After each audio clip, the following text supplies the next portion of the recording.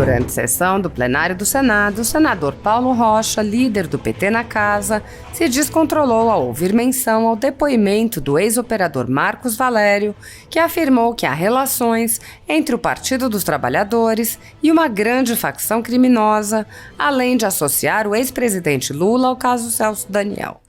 O depoimento de Marcos Valério foi mencionado pelo senador Eduardo Girão, que falava sobre a abertura de uma CPI para investigar o crime organizado. O senador Paulo Rocha pediu a palavra e disse: trazer para cá, para o Senado Federal, esses conflitos, inclusive coisas do passado para cá, de 30 anos atrás, é muito perigoso, senador Girão, principalmente a partir de uma informação incompleta e mentirosa da revista Veja. Por isso, eu lhe aconselho, é um conselho de quem está aqui há tantos anos. Se for dessa forma para tratar a política em véspera de eleição, dessa disputa, não é um caminho bom para as nossas relações e para a democracia interna que nós já construímos no Senado Federal. O senador Paulo Rocha acusou o senador Girão de propagar mentiras e de usar formas baixas de política. O senador Eduardo Girão respondeu, apontando que apenas mencionou uma notícia e defendeu que os fatos sejam apurados. Girão disse: eu tratei com o maior respeito uma matéria que saiu num grande veículo de comunicação nacional. E acredito que o Senado não pode jamais fazer o papel daquele macaquinho cego, surdo e mudo. Nós precisamos, sim. Inclusive, a Câmara dos Deputados está fazendo, numa comissão, um debate sobre isso, convidando o senhor Marcos Valério. Por que a gente não poderia, sem espetáculo, apenas buscar o nosso papel, a verdade para a nação? O senador também corrigiu a afirmação de Paulo Rocha de que Lula teria sido inocentado, apontando que houve apenas uma anulação de atos processuais. O senador Plínio Valério fez uma observação. Todo mundo agora é inocente, mas quem corrompeu está preso porque corrompeu. Se corrompeu, corrompeu alguém. Esse alguém é um corrupto que deveria estar preso. Então, sem entrar no mérito entre o Paulo e o Girão, é só para dizer que chama a atenção essa jabuticaba brasileira onde os corruptores vão presos e os corruptos são libertados. Investigações seletivas estão comuns no país. No Supremo Tribunal Federal, o ministro Alexandre de Moraes conduz inquéritos sigilosos contra apoiadores do presidente Jair Bolsonaro. Em um desses inquéritos, a sede da Folha Política foi invadida e todos os equipamentos do jornal foram apreendidos. Após a Polícia Federal atestar que não havia motivos para qualquer indiciamento, o inquérito foi arquivado a pedido do Ministério Público, mas o ministro abriu outro inquérito de ofício e compartilhou os dados do inquérito arquivado. Atualmente, a renda do jornal está sendo confiscada a mando do ministro Luiz Felipe Salomão, ex-corregedor do Tribunal Superior Eleitoral, em atitude que foi elogiada pelos ministros Luiz Roberto Barroso e Alexandre de Moraes. Há mais de um ano, toda a renda de jornais, sites e canais conservadores está sendo retida sem qualquer base legal. Se você apoia o nosso trabalho e pode ajudar a Folha Política a continuar funcionando, doe qualquer valor através do QR Code que está visível na tela ou através do código Pix ajude@folhapolitica.org. Caso não utilize Pix, há a opção de transferência bancária para a conta da empresa Raposo Fernandes, disponível na descrição deste vídeo e no comentário fixado no topo. Há 10 anos, a Folha Política vem mostrando os fatos da política brasileira, enfrentando a espiral do silêncio imposta pelo cartel midiático que pretende controlar o fluxo de informações no Brasil. Pix ajude@folhapolitica.org.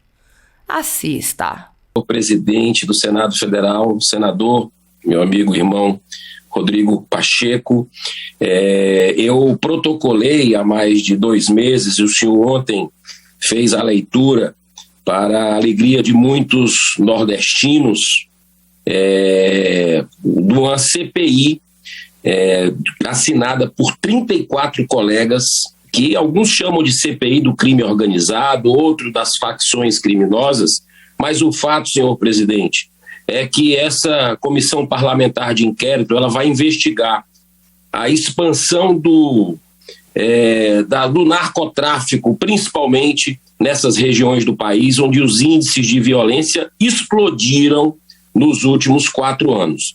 Segundo o Fórum Brasileiro de Segurança Pública, dos 26 estados, os 14 mais violentos são do Norte e Nordeste. É com muita tristeza que preciso dizer que a campeã disparada é a cidade de São João do Jaguaribe, no Ceará, com um índice escandaloso de 224 mortes por 100 mil habitantes. É um verdadeiro estado paralelo. Muitos municípios cearenses, presidente, as pessoas estão pedindo, o cidadão de bem, o trabalhador, está pedindo autorização em certos horários para entrar em bairro. Autorização, acredite se quiser, do crime organizado. Famílias inteiras sendo expulsas de casa por facções criminosas, por não pagar o pedágio, por de alguma forma contrariar os interesses desses grupos. Para se ter uma ideia, senhor presidente, do que isso representa, a OMS considera como limite aceitável um índice de 10 mortes por 100 mil habitantes. Nos últimos 10 anos, foram assassinados 600 mil brasileiros. 600 mil. Olha que coisa, que tragédia humana. Um número maior do que todos os mortos na guerra da Síria, que já dura 10 anos. Esses dados, por si só, bastariam para a imediata instalação da CPI que o senhor fez ontem, cumprindo o seu dever, o seu espírito republicano. Mas agora foi divulgado pela revista Veja um trecho bombástico do depoimento de Marcos Valério à Polícia Federal em colaboração premiada. Ele, que foi condenado a 37 anos de prisão como operador do esquema Mensalão, e relata uma forte relação existente entre o PT, o assassinato do prefeito de Santo André, Celso Daniel, e o PCC, primeiro comando da capital, uma das maiores facções criminosas do país. Em 2005, senhor presidente, o senhor Marcos Valério entregou 6 milhões de reais a um empresário de Santo André que estaria chantageando o ex-presidente Lula, ameaçando contar detalhes sobre a ligação do PCC com o assassinato de Celso Daniel. Isso é muito grave. A nação precisa de uma resposta. Para termos uma ideia do nível de degradação atual, Gedel Vieira Lima, que foi condenado por guardar 51 milhões de reais, uma montanha de dinheiro que todo mundo viu nas fotos aí, na mídia, em malas, 51 em malas dentro de um apartamento. Ele declarou, olha só, que considera Lula a retomada de um caminho de esperança. Senhor presidente, para encerrar, não pode haver nada mais grave para ser investigado. São situações similares à máfia vinculadas à política. Esse Senado não pode se omitir diante de verdadeira calamidade. E eu encerro com o pensamento do filósofo iluminista Jean-Jacques Rousseau. Abro aspas. Aqueles que tratam política e moralidade de forma separada nunca entenderão nada de nenhuma dessas duas coisas. Muito obrigado, senhor presidente. Que Deus abençoe a nação brasileira. Senhor presidente. Obrigado, senador Eduardo Girão. Com a palavra, pela ordem, o líder Paulo Rocha. Queria a atenção aí do meu parceiro e amigo em algumas tarefas aqui no Senado Federal, senador Girão. Como líder do PT, preciso responder a Vossa Excelência. É política demais, né? Queria reviver um assunto desse. Trazer para cá, para o Senado Federal, esses conflitos, inclusive coisas do passado para cá, 30 anos atrás. há 30 anos atrás, é muito perigoso, senador Girão, principalmente a partir de uma informação incompleta e mentirosa da revista Globo. ou da revista Veja. Por isso, eu lhe aconselho, é um conselho de quem está aqui há tantos anos. Se for dessa forma para tratar a política em véspera de eleição, dessa disputa, não é um caminho bom para nossas relações aqui, para a democracia interna que nós já construímos no Senado Federal. O que o senhor Marcos Valério está sendo usado por uma coisa de 30 anos, inclusive ele foi condenado. Eu estou falando isso aqui, olha, na frente da televisão, porque eu fui envolvido no tal do mensalão. E muita mentira rolou, como rolou agora no processo da Lava Jato. E que o companheiro Lula conseguiu provar sua inocência. Então, companheiro Girão, para boa relação e para a democracia, isso não é bom na política usar mentiras para poder fazer valer a sua posição política.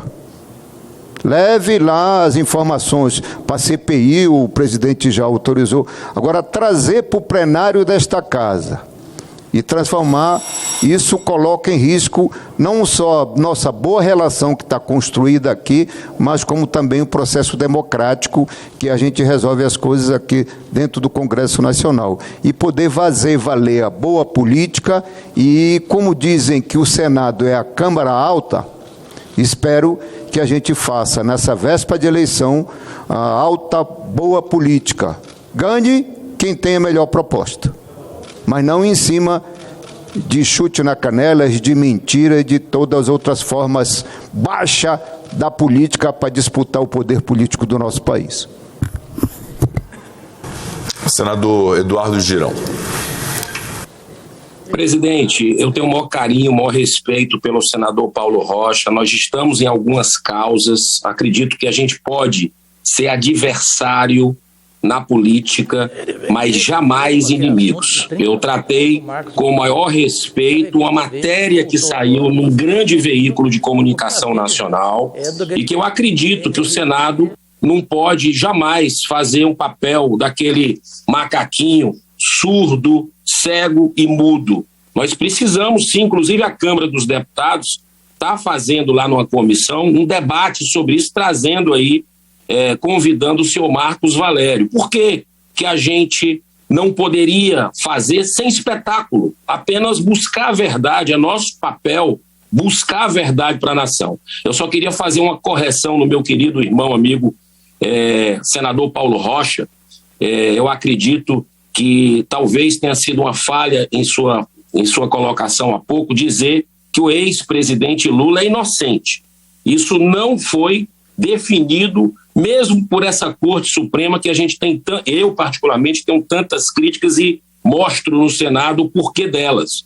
Agora, apenas por uma questão aí de tecnicismo, de foro, ele foi, vamos dizer assim, levado o processo dele para outra esfera, mas não é considerado inocente. Essa verdade a gente precisa entregar. E eu acho que o processo eleitoral, de forma democrática, nesses 90 dias, muita coisa será rememorada na lembrança do povo brasileiro com relação aos governos do PT, que já tem fatos demais aí colocados na realidade das pessoas. Muito obrigado, senhor presidente.